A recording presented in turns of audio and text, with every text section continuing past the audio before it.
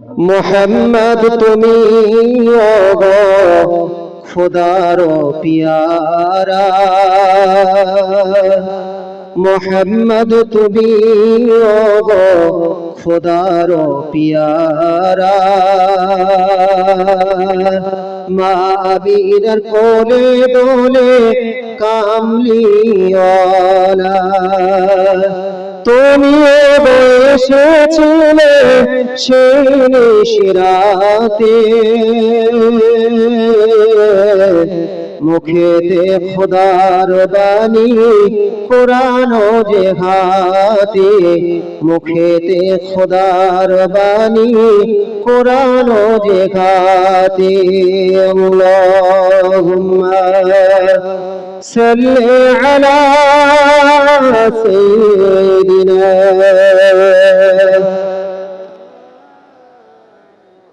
وعلى آل سيدنا। সম্মানিত উপস্থিতি, আমি আপনাদের কাছে বলছিলাম এই মুহাম্মদ নামটা আল্লাহ পাক এত পছন্দ করে, ভালো করে বুঝবেন। এই মুহাম্মদ নামের আমি আপনাদের কাছে কয়েকটি গুরুত্ব আমি আপনাদের কাছে দিচ্ছি, শুনুন। পৃথিবীর বুকে যত নবী এসেছে, আমার আল্লাহ বলছেন হাবিব নবী মুহাম্মদ তোমাকে আমি আল্লাহ এত মর্যাদা দিয়েছি। আর পৃথিবীর বুকে আদম নবী থেকে শুরু করে ঈসা নবীর উম্মত পর্যন্ত পৃথিবীর বুকে আমি আল্লাহ পাক এই মুহাম্মদ নামটাকে আমি আল্লাহ এত ভালোবাসি, এত মহব্বত করি। পৃথিবীর কোন মানুষের মাথায় চিন্তা বিবেকে চেতনায় এই মুহাম্মদ নামটা কোনোদিন প্রবেশ করাইনি।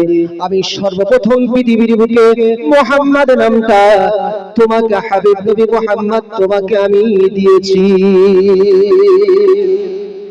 এই নামের মধ্যে কি মধু আছে জি।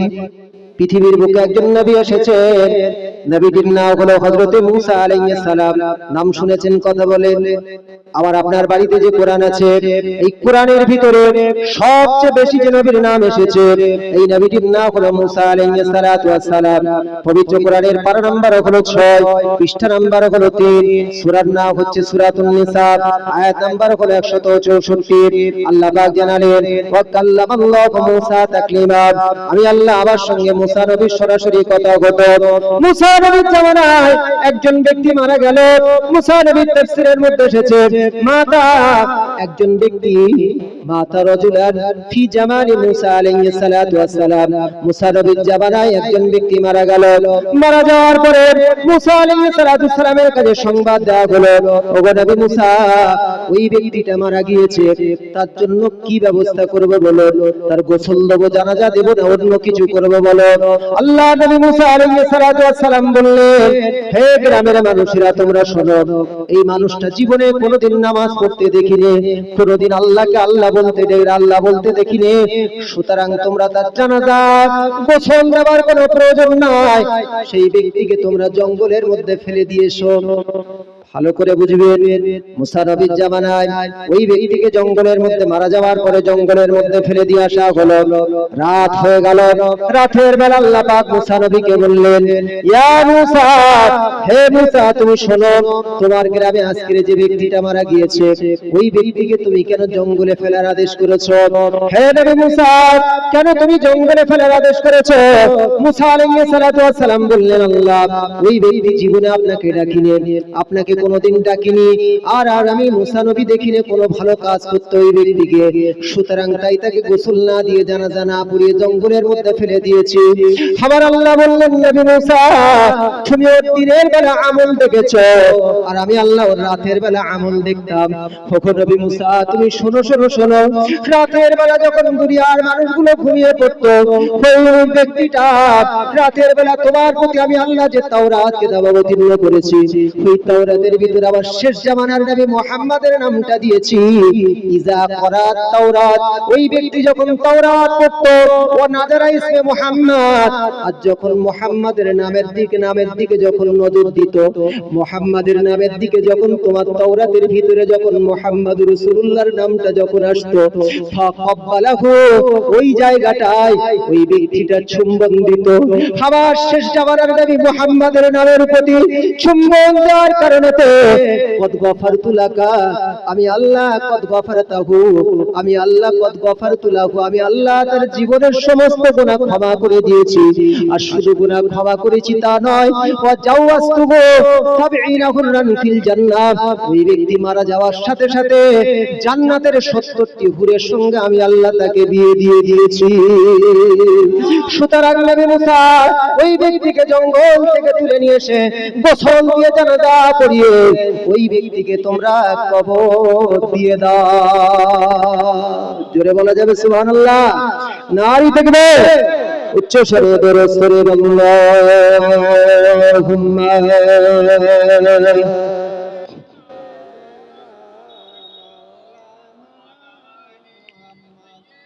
وعلى آل سيدنا। তাহলে কি বোঝা গেল? কি রাসূলুল্লাহর নামের প্রতি মহব্বত করার কারণে, রাসূলুল্লাহর নামের প্রতি চুম্বন দেওয়ার কারণে আল্লাহ মুসা নবীর জামানার একটা উম্মতকে আল্লাহ পাক ক্ষমা করে দিলেন। জোরে বলুন সুবহানাল্লাহ। আর সেই রাসূলুল্লাহর প্রতি দরুদ, সেই রাসূলুল্লাহর নাম আমরা আজকের দিনে কতবার উচ্চারণ করি? চিন্তা ভাবনা করে দেখেছেন? পবিত্র কোরআনের মধ্যে এসেছে, পবিত্র কোরআনের পারা নাম্বার 22 পৃষ্ঠা নাম্বার 5, সূরার নাম সূরাতুল আহজাব, আয়াত নাম্বার হলো 56। আল্লাহ বলছে ইন্নাল্লাহা ওয়া মালাইকাতাহু ইউসাল্লুনা আলান নবী ইয়া আইয়ুহাল্লাযীনা আমানু সাল্লু আলাইহি ওয়া সাল্লিমু তাসলিমা। হে ঈমানদার ব্যক্তিগণেরা, ইন্নাল্লাহা ওয়া মালাইকাতাহু, নিশ্চয়ই আমি আল্লাহ, ওয়া মালাইকাতাহু এবং আমার ফেরেশতা মণ্ডলী, ইউসাল্লুনা আলান নবী, ওই নবীর প্রতি দরুদ বর্তমানে পড়ছে এবং ভবিষ্যতেও পড়বে। ইয়া আইয়ুহাল্লাযীনা আমানু সাল্লু আলাইহি ওয়া সাল্লিমু তাসলিমা, সেই নবীর শানে তোমরা বেশি বেশি করে দরুদ পড়ো এবং বেশি বেশি করে সালাম প্রেরণ করো। জোরে বলুন। এই আয়াতটি অবতীর্ণ হওয়ার পরে আল্লাহ রাসূল আল্লাহর হাবিবের দরবারে সাহাবীরা সবাই বসে আছেন। রাসূলুল্লাহ সাল্লাল্লাহু আলাইহি ওয়াসাল্লাম সাহাবীদেরকে বলছেন, ও সাহাবীরা তোমরা জানো, তোমরা কি জানো?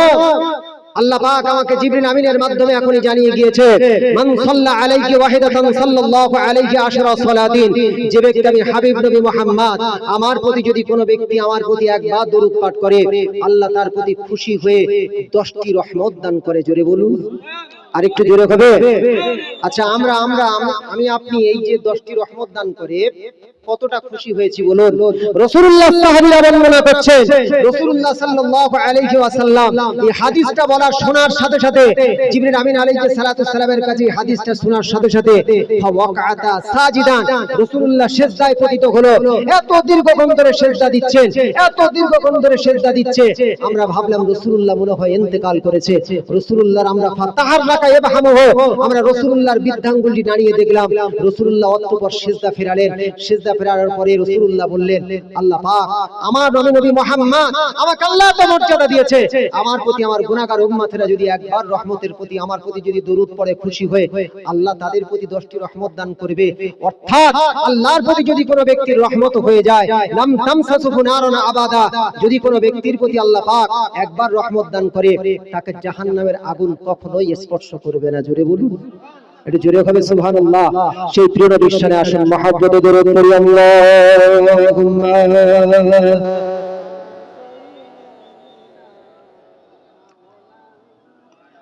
ওয়া আলা আলি সাইয়্যিদিনা।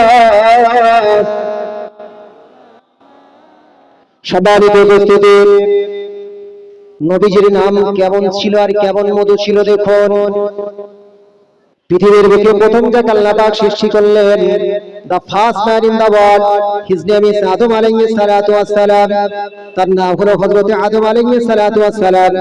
এই আদম নবীকে সৃষ্টি করার আগে পবিত্র কোরআনের মধ্যে এসেছে, পবিত্র কোরআনের পারা নাম্বার হলো 1, পৃষ্ঠা নাম্বার হলো 5, সূরার নাম হচ্ছে সূরাতুল বাকারা, আয়াত নাম্বার হলো 30।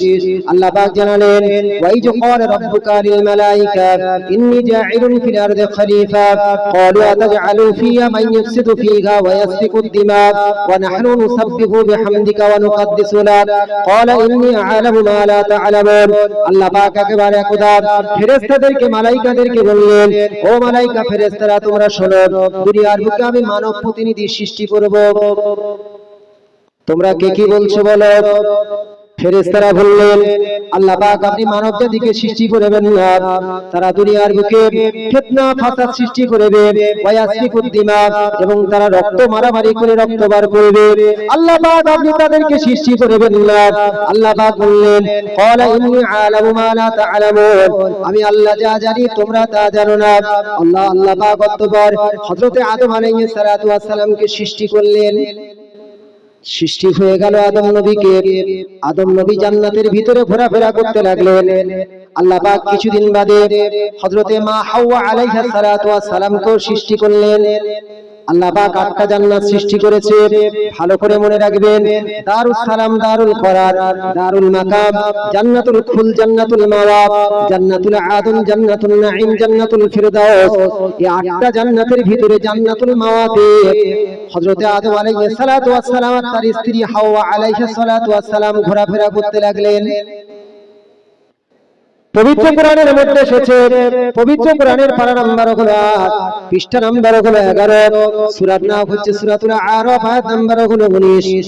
আল্লাহ পাক বললেন, ওয়া ইয়া আদামু উসকুন আনতা ওয়া যাওজুকাল জান্নাত ফাকুলা মিন হাইসু শি'তুমা ওয়া লা তাকরাবা হাযিহিশ শাজারা ফাতাকুনা মিনাজ জালিমিন। আল্লাহ পাক আদম আর হাওয়া আলাইহিস সালাতু ওয়াস সালামকে বললেন, ওগো আদম আর হাওয়া, জান্নাতের ভিতরে তোমরা যা কিছু খাও, যেখানে ইচ্ছা খুশি তোমরা ঘোরো, তবে ওয়ালা তাকরাবা হাযিহিশ শাজারা, তবে আমি যে গাছের দিকে ইশারা করে বলছি ওই গাছের ফল খাওয়া তো দূরের কথা, তার নিকটবর্তী পর্যন্ত হবে না। ভালো করে বুঝবেন। তাফসীর ইবনে কাসিরের মধ্যে 3টে ফলের কথা বলেছে। একটা হলো শাজারাতুত তুফা, একটা হলো আপেল গাছ, আর একটা হলো শাজারাতুল ইনাব, একটা হলো আঙ্গুর গাছ, আর একটা হলো শাজারাতুল হিনতা, অর্থাৎ গন্ধম গাছ বা গম গাছ। তবে দুনিয়ার গম গাছের মতন জান্নাতি গম গাছ নয়। 3টে গাছের কথা তাফসীরের মধ্যে এসেছে, তবে বেশিরভাগ মুফাসসিরিন কিরামগণ তারা ওই হিনতাতুন অর্থাৎ গন্ধম গাছের গন্ধম ফলের কথা বলেছেন। আদম আর হাওয়া আলাইহিস সালাতু ওয়াস সালাম জান্নাতের ভিতরে তারা ঘোরাফেরা করতে লাগলো, কিন্তু আদম আলাইহিস সালাতু ওয়াস সালামকে সিজদা দেওয়া না দেওয়ার কারণেতে যে আজাজিল শয়তানে পরিণত হলো, ইবলিসে পরিণত হলো, ঘটনা আমরা জানি। কথা বলেন জি। আজাজিল তার দীর্ঘদিনের ইবাদত নষ্ট করলেন।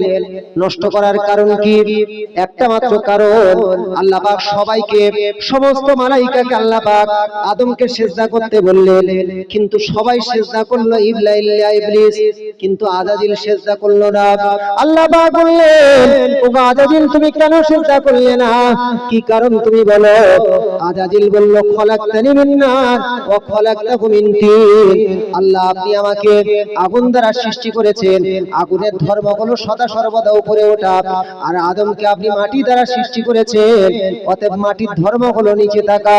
আনা খায়রুম মিনহু, তার চেয়ে আমি আদমের চেয়ে শ্রেষ্ঠ।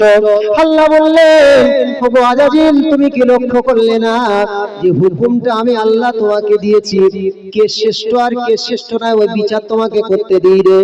আজকে তোমাকে অহংকার করার কারণে তোমার যাবতীয় ইবাদত আমি আল্লাহ নষ্ট করে দিলাম। আজকে থেকে তুমি আজকে অহংকার করার কারণে তুমি ইবলিসে পরিণত হলো। আজকে দেখবেন পৃথিবীর বুকে যারা আল্লাহর হুকুমের ক্ষেত্রে আজকে বিচার বিবেচনা করে আর আজকে বুদ্ধি দিয়ে আজকে দেখবেন এই রকম করে, আল্লাহ তাদের ইবলিসের খাতায় নাম লিখে দিয়েছেন। ভালো করে বোঝার চেষ্টা করবেন। আজাজিল যে ইবলিসে পরিণত হলো, এই ইবলিসে পরিণত হওয়ার পর তার একটাই মাত্র লক্ষ্য, সেটা হলো আদম আলাইহিস সালাতু ওয়াস সালামকে জান্নাত থেকে বিতাড়িত করবে। ছলে বলে কৌশলে অনেক চেষ্টা করে আদমকে জান্নাত থেকে বিতাড়িত করার, কোনো মতেই বিতাড়িত করতে পারছে না। একদিন কি হলো, আদম আলাইহিস সালাতু ওয়াস সালাম আর মা হাওয়া আলাইহিস সালাতু ওয়াস সালাম জান্নাতের এক কিনারায় বসে বসে দুজনে গল্প করছিলেন। তাদের কাছে গিয়ে বললেন, ইল্লা আন তাকুনা মালাকাইন আও তাকুনা মিনাল খালিদিন, আল্লাহর কসম করে বলছি, তোমরা যদি ওই যে গাছের ফলটা, কেন আল্লাহ নিষেধ করেছে জানো? আমি আল্লাহর কসম করে বলছি, ওই ফলটা যদি তোমরা খাও, ইল্লা আন তাকুনা মালাকাইনে, তোমরা ফেরেশতা হয়ে যাবে। কিন্তু ফেরেশতা হও এটা আল্লাহ চায় না, তাই ফল খেতে নিষেধ করেছে। ভালো করে বোঝেন কত বড় বড় বুদ্ধি দিচ্ছে। আদম আর হাওয়া বলল না, খেতে পারবো না, আল্লাহর নিষেধ আছে। وقسمهما إني لكما لمن الناصحين পবিত্র কোরআনের পারা নাম্বার 8 পৃষ্ঠা নাম্বার 11 সূরার নাম হচ্ছে সূরাতুল আরাফ।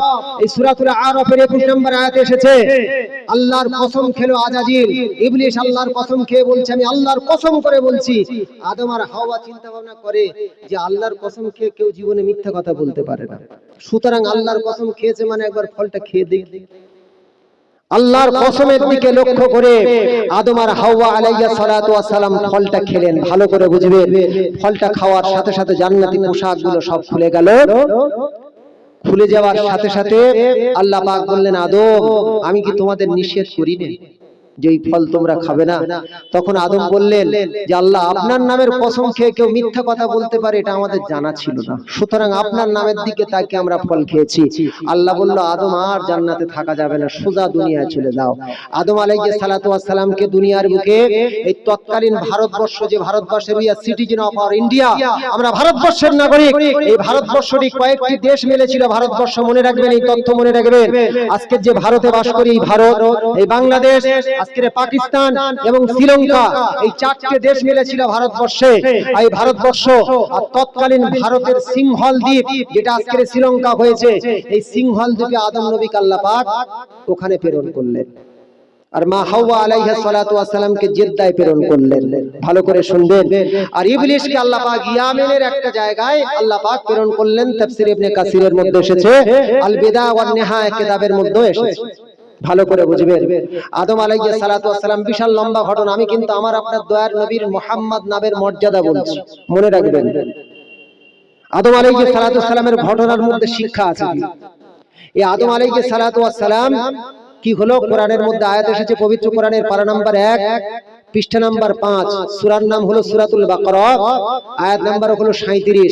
আল্লাহ পাক বললেন ফাতালাক্কা আদামু মির রাব্বিহি কালিমাতিন ফাতাবা আলাইহি ইন্নাহু হুয়াত তাওয়াবুর রহিম।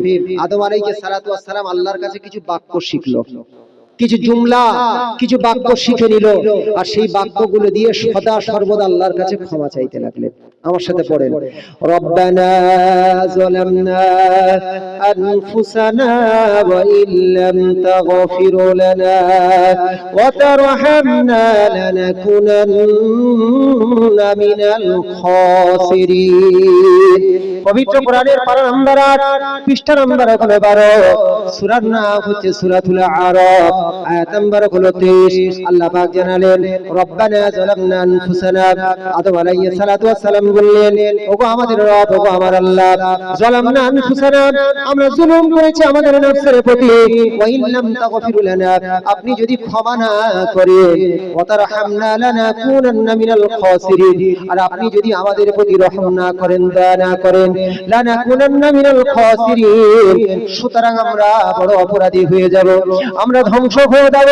আদম আলাইহিস সালাতু ওয়াস সালাম আর মা হাওয়া আলাইহিস সালাতু ওয়াস সালাম এই দোয়া তারা করতে থাকে। একটা তাফসীরের মধ্যে এসেছে 250 বছর ধরে তারা কেঁদেছে, কোন কোন তাফসীরের মধ্যে এসেছে 300 বছর তারা কেঁদেছে, কোন তাফসীরের মধ্যে এসেছে 300 থেকে 350 বছরের মধ্যে কোন একটা বছর হবে তারা আল্লাহর দরবারে কান্নাকাটি করলেন। আদম নবী হাওয়া আলাইহিস সালাতু ওয়াস সালামের দোয়া আল্লাহ পাক কবুল করছে না। কিতাবের মধ্যে এসেছে শানে হাবিবুর রহমান, দ্বিতীয় কিতাবের নাম হলো মাদারিজুন নবুওয়াত। এই মাদারিজুন নবুওয়াত কিতাবের লেখকের নাম হলো আল্লামা আব্দুল হক মুহাদ্দিস দেহলভী রাহমাতুল্লাহ আলাইহি। ভারতবর্ষের বিখ্যাত মুহাদ্দিস, রাসূলুল্লাহ জীবনী লিখেছেন, সেই কিতাবের মধ্যে এসেছে আদম আলাইহিস সালাতু ওয়াস সালাম আল্লাহর কাছে 100 ধাপ আল্লাহর কাছে দোয়া করছেন। এই 300 বছর অতিক্রান্ত হয়ে যাওয়ার পরে আল্লাহর কাছে দোয়া করছেন, ক্বালা ইয়া রাব্বি ইন্নী আসআলুকা বিহাক্কি মুহাম্মদ, আল্লাহ পাক আপনার কাছে দোয়া চাই, এতদিন ধরে অনেক দোয়া চেয়েছি, আজকে আপনার কাছে দোয়া চাচ্ছি, মুহাম্মাদের ওসিলা আপনার কাছে দোয়া চাচ্ছি, অতএব আপনি আমাকে ক্ষমা করে দেন। আমার আল্লাহ পাক বললেন ক্বালাল্লাহু ইয়া আদম, আদম আলাইহিস সালাতু ওয়াস সালাম কে আমার আল্লাহ বলেন কাইফা আরাফতা মুহাম্মাদান ওয়া লা মাখলুকুহু,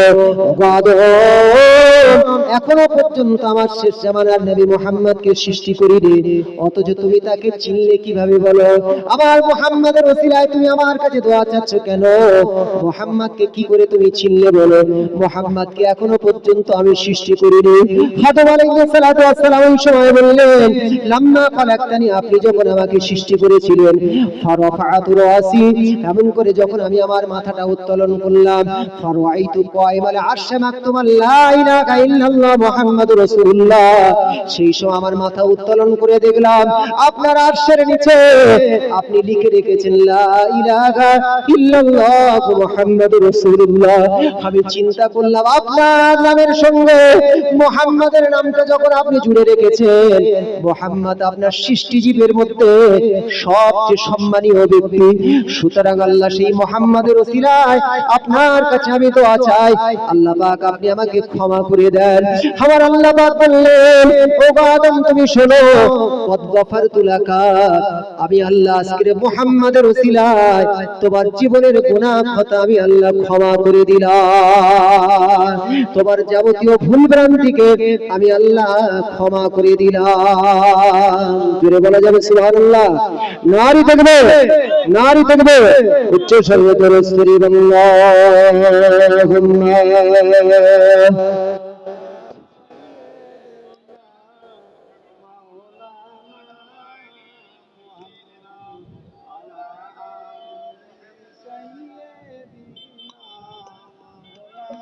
দিনের নবী মুস্তাফা মোর,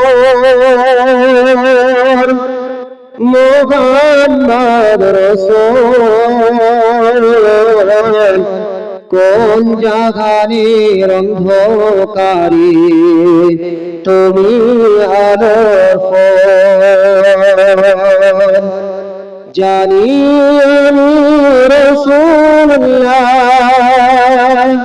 নাই ভুবনে, তবু মন যে আমার সদা সেই দিকে টানে। আল্লাহুম্মা সাল্লি আলা সাইয়্যিদিনা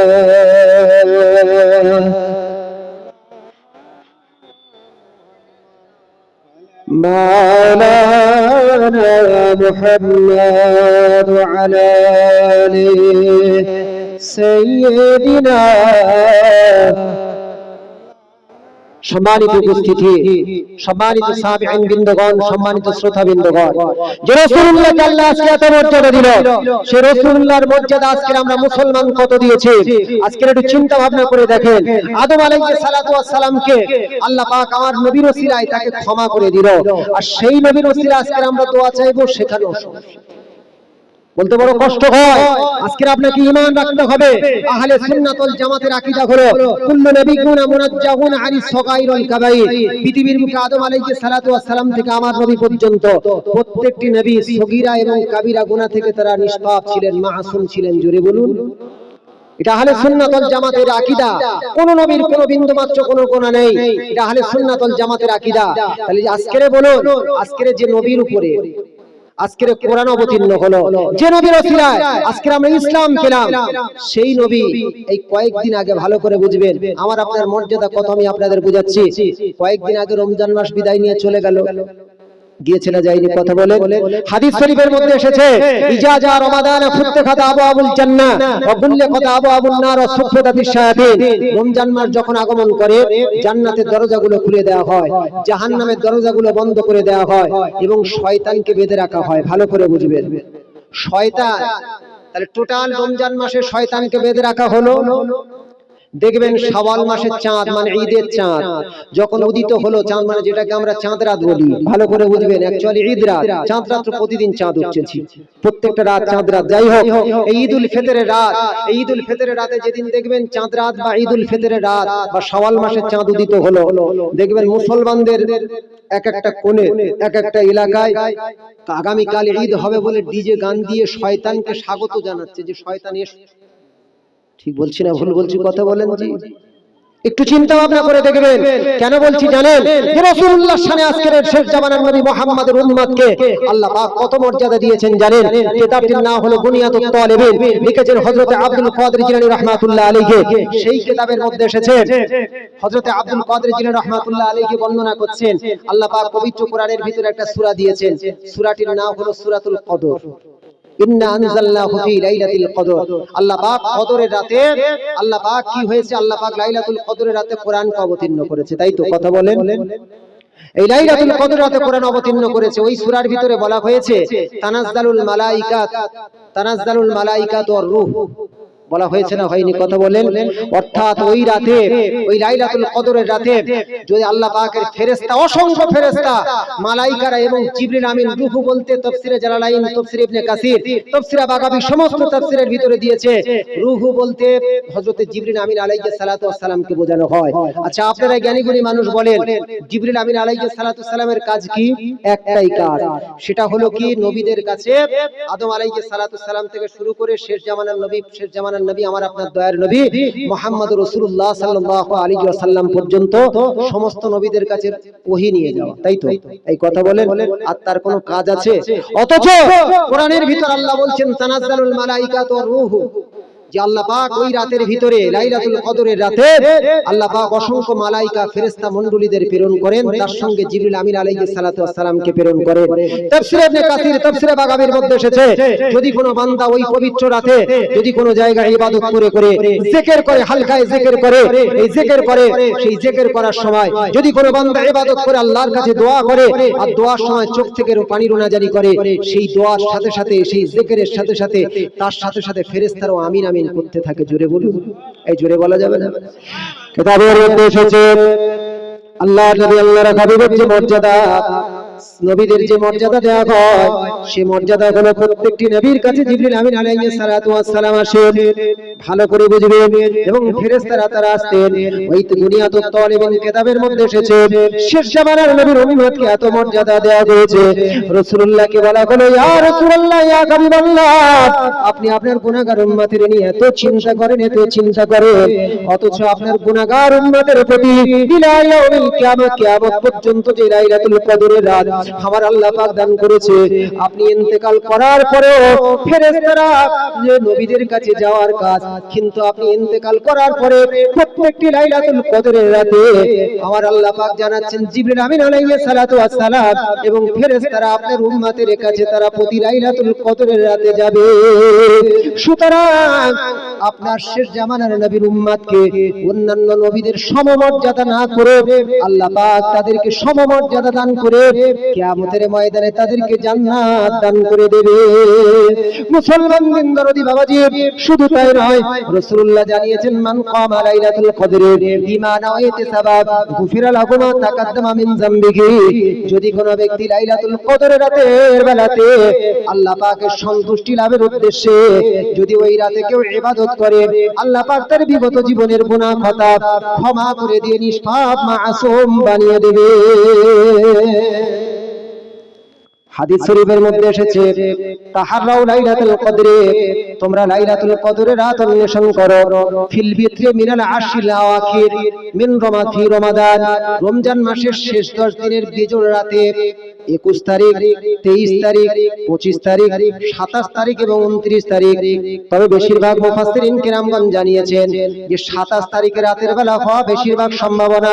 তার কারণ আল্লাহ পাক লাইলাতুল কদর শব্দটি, এই লাইলাতুল কদর দুটি শব্দ, এটা ওই সূরা কদরের ভিতরে 3 জায়গায় দিয়েছে। আর লাইলাতুল কদরের ভিতরে 9টা অক্ষর রয়েছে, 3 দিয়ে এই 9 গুণ করলে হয় 27। সুতরাং লাইলাতুল কদরটা ও 27 তারিখের রাতে হওয়ার বেশি সম্ভাবনা। তবে আমাদের আয়েশা রাদিয়াল্লাহু তাআলা আনহা বর্ণনা করছেন 21 থেকে 23 এবং 21, 23, 25, 27 এবং 29 তারিখে রাসূলুল্লাহ বলেছেন যে কোন একটি রাতে হবে। আর রাসূলুল্লাহ রমজান মাসের শেষ 10 দিনে লুঙ্গি বেঁধে ইবাদতে পড়ে যেতেন।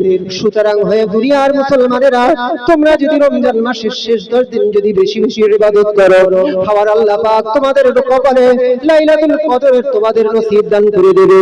আর লাইলাতুল কদরের ওসিলায় তোমাদের বিগত জীবনের গুনাহ খাতাকে আমার আল্লাহ ক্ষমা করে দেবে। সম্মানিত উপস্থিতি, আমি আপনাদের কাছে বলি শুনুন, মুহাম্মদুর রাসূলুল্লাহ নামটা কেন এত মধুর? পৃথিবীর ভিতরে হযরতে আদম আলাইহিস সালাতু ওয়াস সালাম থেকে ঈসা আলাইহিস সালাতু ওয়াস সালাম পর্যন্ত কোন নবীকে আল্লাহ তাআলা আরশের মেহমান বানায়নি। কোন নবীকে বানিয়েছে? কথা বলেন। হযরতে নবী মুসা আলাইহিস সালাতু ওয়াস সালাম আল্লাহর সঙ্গে সদা সর্বদা কথা হতো, সদা সর্বদা আল্লাহর সঙ্গে কথা বলতেন। নবী মুসা আলাইহিস সালাতু ওয়াস সালাম এক সময় আল্লাহর দরবারে বললেন, রব্বি আরিনি, ওগো আল্লাহ আমি আপনাকে দেখব, শুধু কথা বলি, আপনাকে দেখতে পাইনি, বড় আমার কষ্ট হয়, সুতরাং আমি আপনাকে দেখতে চাই। আবার আল্লাহ বললেন, লান তারানি, ওগো নবী মুসা তুমি আমাকে কখনোই দেখতে পাবে না। তুমি কি মনে মনে করো আমি আল্লাহ কোথায় আছি বলো? আল্লাহ নবী মুসা আলাইহিস সালাতু ওয়াস সালাম তুর পর্বতে উঠলেন। তুর পর্বতে উঠে মনে মনে ভাবলেন, তুর পর্বতের উপরে যে বড় চূড়া চূড়াগুলো রয়েছে, যে বড় সিংহগুলো রয়েছে, ওই চূড়ার উপরে মনে হয় আল্লাহ আছে। আল্লাহ ওই চূড়ার উপর থেকে আমি নবী মুসা আমার সঙ্গে কথা বলে। খাবার আল্লাহ পাক বললেন, নবী মুসা না না না না, চূড়ার উপরে আমি আল্লাহ নাই, বাইনি ওয়া বাইনাকা ৭০ আলফা হিজাবান। ওগো নবী মুসা তুমি শোনো, তোমার মাঝে আর আমি আল্লাহ, আমার মাঝে ৭০,০০০ নূরের পর্দা রয়েছে। হে নবী মুসা, এক একটা পর্দা থেকে আরেকটা পর্দা পর্যন্ত ৭০,০০০ বছরের রাস্তা। ওগো নবী মুসা তবে তুমি শোনো, তুমি আমাকে দেখতে চাও কিন্তু তুমি দেখতে পাবে না, লান তারানি, কখনোই তুমি আমাকে দেখতে পাবে না। হে নবী মুসা, তবে শেষ জামানার নবীর উম্মতেরা আল্লাহ পাক আমি আল্লাহ তাদের এমন মর্যাদা দিয়েছি, আমার হাবিব নবী মুহাম্মাদের উম্মতেরা আমি আল্লাহ তারা আমাকে দেখতে পাবে। নবী মুসা আলাইহিস সালাতু ওয়াস সালাম বললেন, মাতা when, কখন তারা আপনাকে দেখতে পাবে? আল্লাহ রাসূল আল্লাহর হাবিব মুসা নবীকে আমার আল্লাহ জানাচ্ছেন, আল্লাহ রাসূল নবী মুসা আলাইহিস সালাতু ওয়াস সালামকে আমার আল্লাহ পাক জানাচ্ছেন, সাতাতু উম্মাতা হাবিবি, শেষ জামানার নবীর উম্মতেরা আমাকে দেখতে পাবে। ইজহুম ইয়াসজুদুন, তারা যখন আমি আল্লাহ আমার কাছে মাথা নত করে সিজদা দেবে, সেই সিজদার সময় আমি আল্লাহ লা বাইনি ওয়া বাইনাকুম হিজাবান, আমি আল্লাহ তাদের মাঝে কোনো পর্দা থাকবে না। আচ্ছা বলো, এই সিজদা দিলে সিজদার সময় বলা হচ্ছে লা বাইনি ওয়া বাইনাকুম হিজাবুন, তাদের মাঝে আর আমি আল্লাহ আমার মাঝে কোনো পর্দা থাকবে না। তাহলে আমাদের জন্য, শেষ জামানার নবীর উম্মতের জন্য, অর্থাৎ আমাদের জন্য আল্লাহ পাক অফার দিলেন, যখন বান্দা সিজদায় যাবে তখন আমি আল্লাহ, আল্লাহ বলছেন আমি আল্লাহ শেষ জামানার নবীর উম্মতের মাঝে যখন তারা সিজদায় যাবে কোনো পর্দা থাকবে না। আচ্ছা বলুন, সেই সিজদা দেওয়ার সময় আমাদের আছে? কথা বলেন। আবার এক শ্রেণীর মুসলমান জওয়ান যুবক ছেলেপুলেরা বলছে কি জানেন? বলছে मैं झुकेंगा नहीं। ফিল্ম দেখছে কি পুষ্পা সিনেমা না কি উঠেছে, রাত দিন ফেসবুক হোয়াটসঅ্যাপ ইন্টারনেটে দেখবেন, বলছে मैं झुकेंगा नहीं। আচ্ছা না ঝুঁকলে সিজদা দিবেন কি করে? কথা বলুন। এই কথা বলেন না কেন? ভুলভাল বলছি জি, একটু চিন্তা ভাবনা করুন। আর যুবক ছেলেরা কত নিচে নেমেছে মুসলমান। আমি এখানে আমি আপনাদের কাছে এই দেড়বাগানের মাঠে খুব ছোটবেলায় একবার, তখন পড়াশোনা করতাম, তখন একবার সামান্য 2-10 মিনিট জলসা করেছিলাম। আর আজকে আপনাদের কাছে বলি দু চারটে কথা, যে খারাপ ভাববেন না জি। আজকে যারা এই জওয়ান যুবক বাবাজিরা আছেন,